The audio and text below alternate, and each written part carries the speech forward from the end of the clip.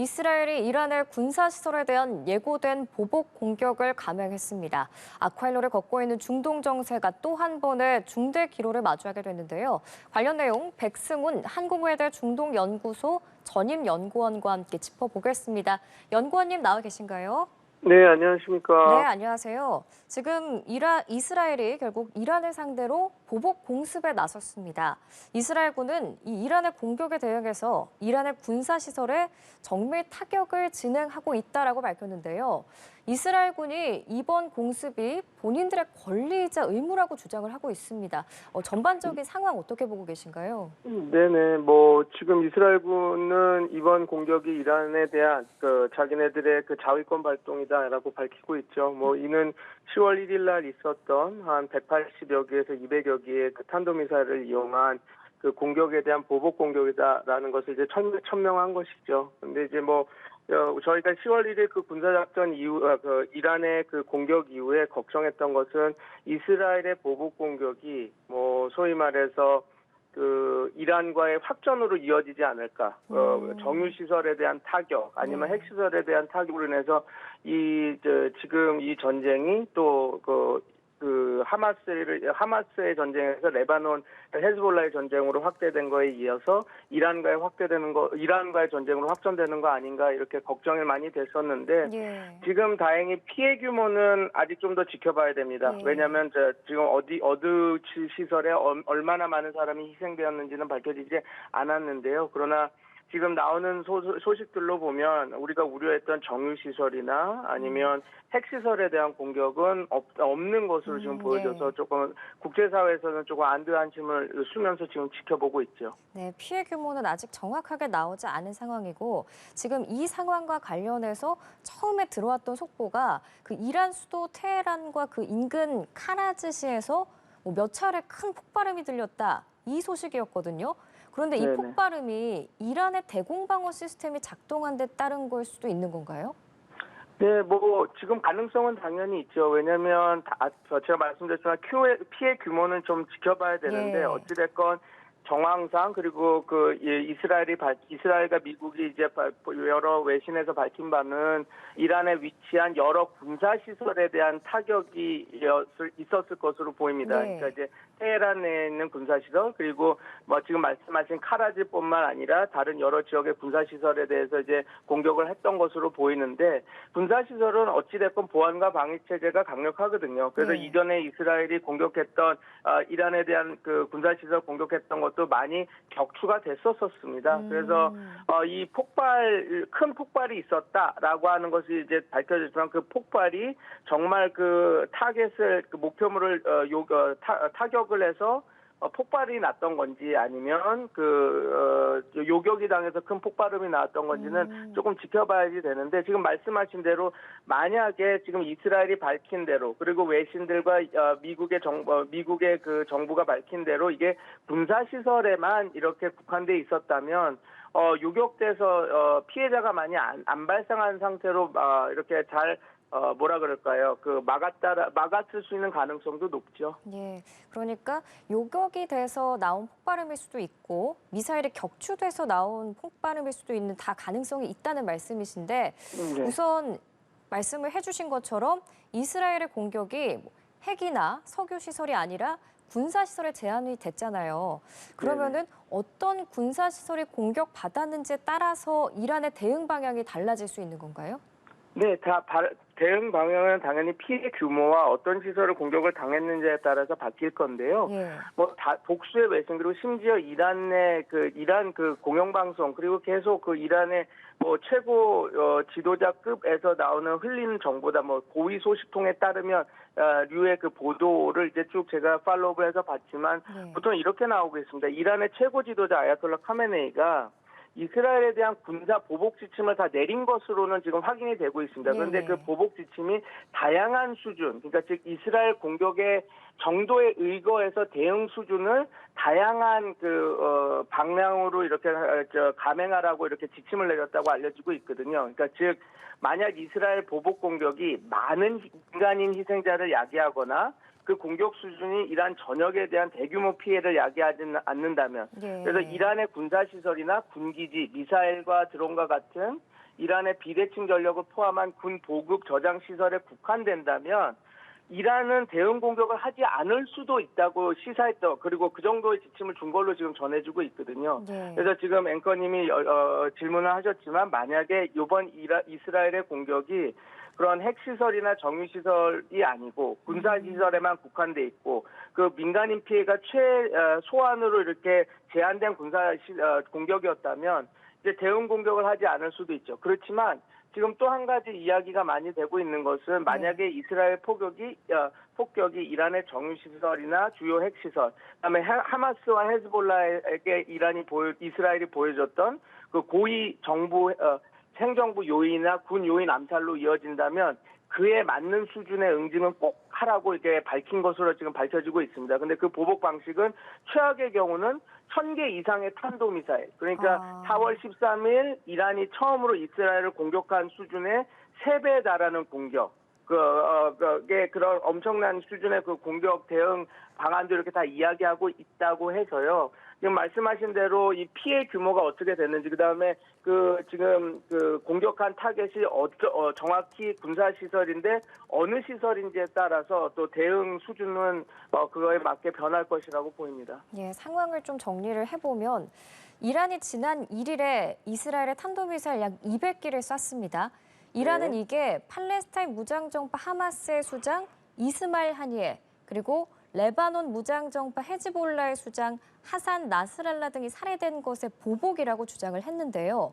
그리고 또 이번 공격이 이에 대한 보복으로 이스라엘이 이란을 공습한 거잖아요. 네. 지금 이렇게 끊임없이 보복의 연결고리가 계속 이어지고 있는 상황인데 이것도 그러면 이제 피해 규모가 어떻게 되는지에 따라서 계속 지켜봐야 되는 거네요, 상황이. 네, 맞습니다. 왜냐하면 이게 그냥 단순히 제가 어떤 아야톨라 카메네이의 지침 얘기를 많이 드렸는데 이게 꼭 그런 것이 아니라 아바스 아르드치, 이란 지금 외교부 장관 역시 지난 수요일 날 이란의 대응 수준이 어떻게 될 거라는 것을 이미 밝혔습니다. 무슨 말이냐면 지난 수요일 러시아 카잔에서 브릭스 정상회담이 열렸었거든요. 그래서 아바스 아르드치 이란 외교부 장관이 그 회의에 참여했는데 그 참여 후에 러시아 언론 인터뷰에서 만약에 이스라엘이 공격을 하고 또 공격을 한다면, 우리는 이미 끝냈지만 또 공격을 한다면 계산적이고 제한된, 그러니까 이스라엘의 공격 강도에 맞게 대응할 것이라고 밝혔거든요. 그러니까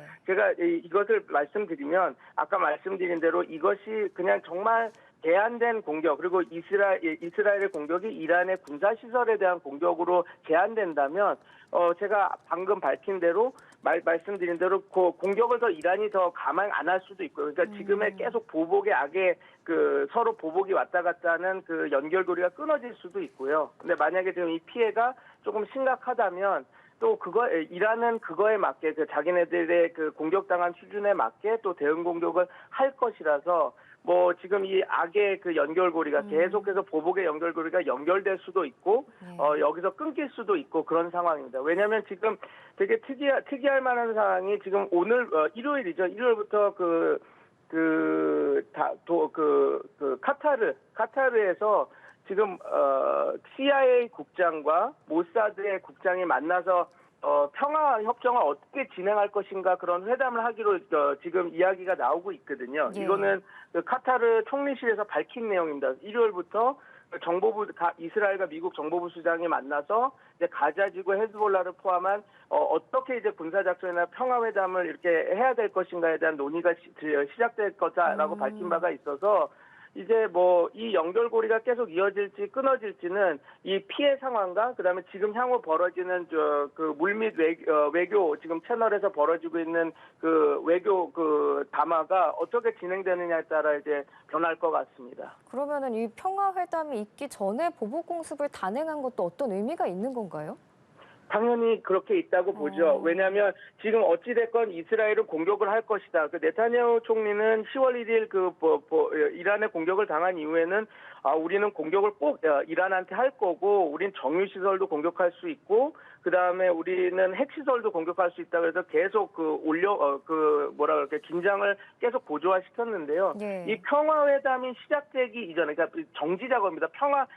공식적인 평화회담 이전에 그 여러 가지 정지 작업이 이제 시작되고 있는데, 그 전에 공격을 못하고 이거 평화회담이 들어가기 시작하면 공격하는 타이밍을 놓치게 되는 것이거든요. 그러니까 지금 그 전에 확실히 한번 해놓고, 그 다음에 이렇게 진행되는 것들도 있어서 그 행간을 읽어보면 지금 제가 확답은 드릴 수는 없지만 네. 이 연결고리가 끊어질 수 있는 상황이 오는 것이 아닌가. 야야 시나르가 죽고 나서 이제 계속해서 이스라엘 입장에서는 공격을 계속 하기 어려운 상황이 지금 벌어지고 있는 상황에서 이란에 대한 공격을 천명한 상태니까 그거에 대한 공격을 실시하고 지금 이런 계속 후속 그런 평화 협정 정지 작업들이 이어지는 그런 지금 어떤 타임 프레임 그런 시간 배열로 이렇게 움직이고 있는 거 아닌가 네. 이렇게 저희가 분석을 또 할 수 있을 것 같습니다. 네, 또 이스라엘이 공습 직전에 백악관에 통보를 했다고 하는데 백악관은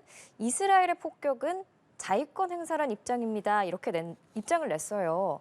이거는 어떤 의미로 봐야 될까요? 이건 이스라엘에 대한 미국의 일관된 포지셔닝이라고 볼 수 있겠죠. 근데 이것은 이렇게 보시면 됩니다. 그러니까 이스라엘의 이란 공격 징후에 대한 미국의 그 행동은 그 이전에 이미 슬슬 보여지기도 했습니다. 왜냐하면 근데 꼭 이게 우리가 잘못 호도하면 안 되는 것이 이게 꼭 미국이 이스라엘을 무조건 지원한다라고 생각하는데 이것은 그게 아니라 미국의 전쟁 억지 노력이기도 합니다. 근데 어찌됐건 저희가 다 아는 것처럼 지난주에 사드 미사일 1대대가 이란과 이스라엘 군사 충돌이 높아지고 있는 상황에서 저희가 사드 대대를 하나 추가 배치했죠.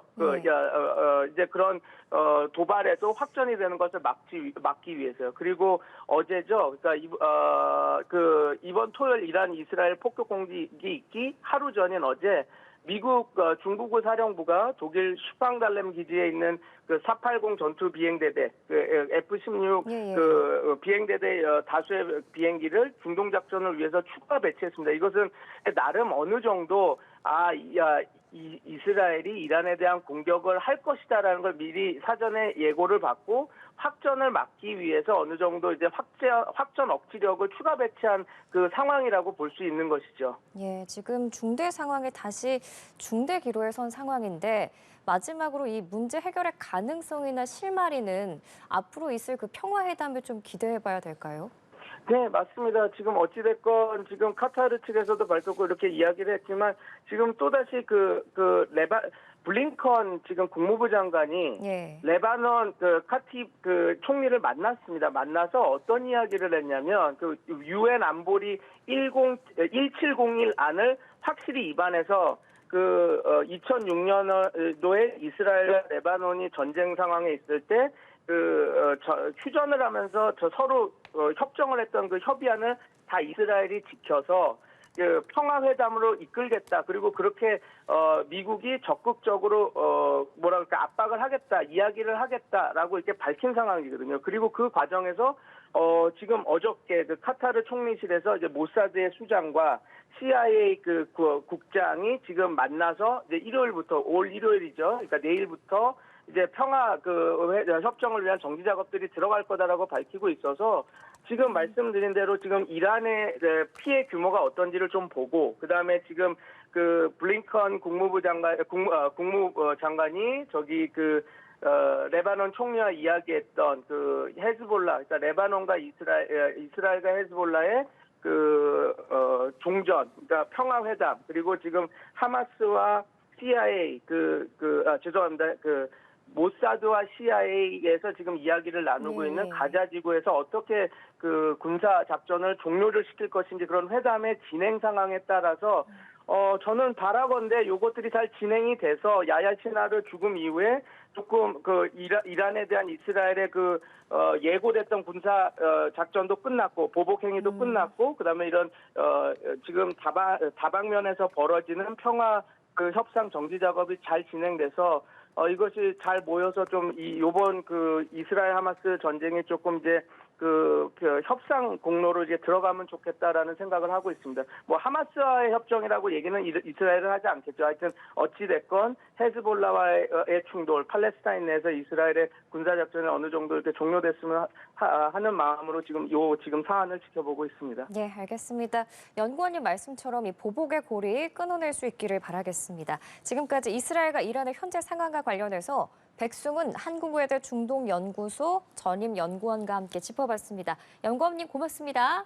네, 감사합니다.